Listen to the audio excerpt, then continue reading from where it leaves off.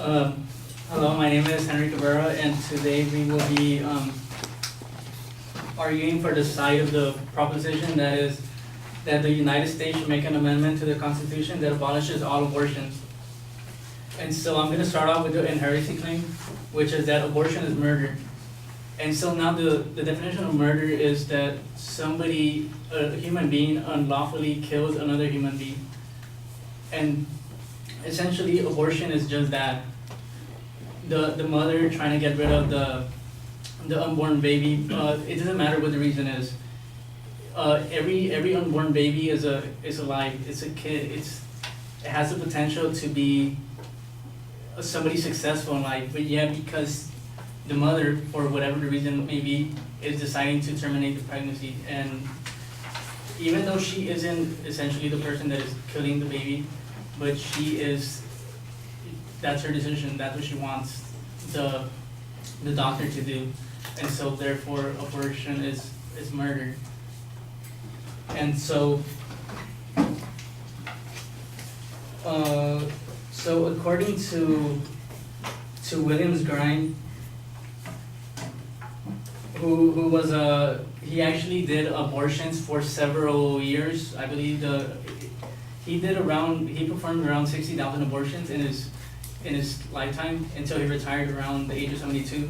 And here's a quote from him, and he said, "We see the child's mouth open in a silent scream," he said, "as the ultrasound image, slowed for dramatic impact, showed a fetus seeming to shrink from surgical instrument. This is the silent scream of a child threatened imminently with extinction." So what he's saying there is that, there's a procedure called the suction method, I believe, that's the way that they get rid of the baby. And so, since he had been performing abortion for so long, he already knew exactly how it is. And then it wasn't until he had an epiphany later on in life, because he had gotten cancer, that he decided that, you know what I've been doing my whole entire life is actually wrong. And so he made a film called The Silent Scream, and in fact, this same film, he sent it to Ronald Reagan, and since Ronald Reagan was opposed to abortion, he actually showed the film at the White House. And so here's another quote from William Grimes. And he says, "I know every facet of abortion," he wrote in his memoir, adding, "I helped nurture the creature in its infancy by feeding it great draughts of blood and money. I guided it through its adolescence as it grew frequently out of control." So what he's saying there is that he basically never gave the child a chance to live, because the child essentially just lived from the moment that it was conceived to the moment he did the method and got rid of its life. And so my second claim, on the same claim, so I have here basically it's an act that was passed by Congress, which is the Federal Unborn Victims of Violence Act, which was enacted to protect unborn children from assault and murder.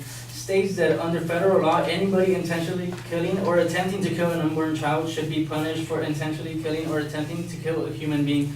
So they already established the fact that a fetus is in fact a child, and so basically it will be murder because you will be killing a child. And so my second claim is my significant claim, which is abortion is expensive. And so basically, even if you decided that abortion wasn't murder, there's still the whole fact that abortion is expensive. And not only is it expensive on the woman that is having the abortion, but also, in fact, the government is supposed to, the states actually fund abortions for poor women. And the majority of women that have abortions are actually poor because people with money, with wealth, they actually have the means to financially support the child, whereas somebody that's struggling financially will actually need help, and so they go with the route of choosing abortion. And so right here I have a quote from the Indicators Research, the Social Indicators Research. In 1980, the Supreme Court ruled that the federal government was not constitutionally obligated to use federal funds to reimburse states for the cost of an abortion provided to a woman on Medicaid.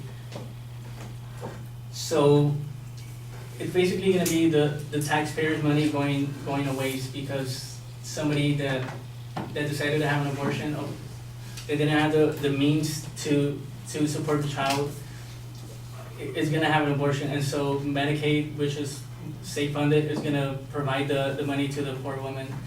And so the state is never gonna get the money back from the federal government, and so it's just completely gone. And so my third claim is the solvency, which is adoption is an alternative to abortion. And so instead of going through the heinous act, which is abortion, which is committing murder, you could essentially like have the child and give it up for adoption, and by giving it up to adoption, you're gonna give this child at least give the child the chance to like succeed in life or fail in life, and be a person. And you can't do that if you commit abortion, if you commit murder. And so right here I have two quotes, and they're from the same. So they're from Family Relations. And so it's saying here, first, American families are becoming more increasingly diverse, and a better understanding of new family forms is greatly needed. And so what that is saying is that now we live in the 21st century where like you don't just have the traditional ideal family, which is a mom and a dad and possibly 2 kids and a pet. Now you have same-sex couples, you have a stepfather, a stepchild, a stepdaughter. And so now adoption is part of this norm. And then my second quote is that, second, there has been growth in both step families and adopted families, and these families themselves are diversifying. So again, you get these individuals who are now, they're essentially a part of the family, the adopted children that will, the adopted children that come out of the unwanted pregnancies that don't get aborted. That's it.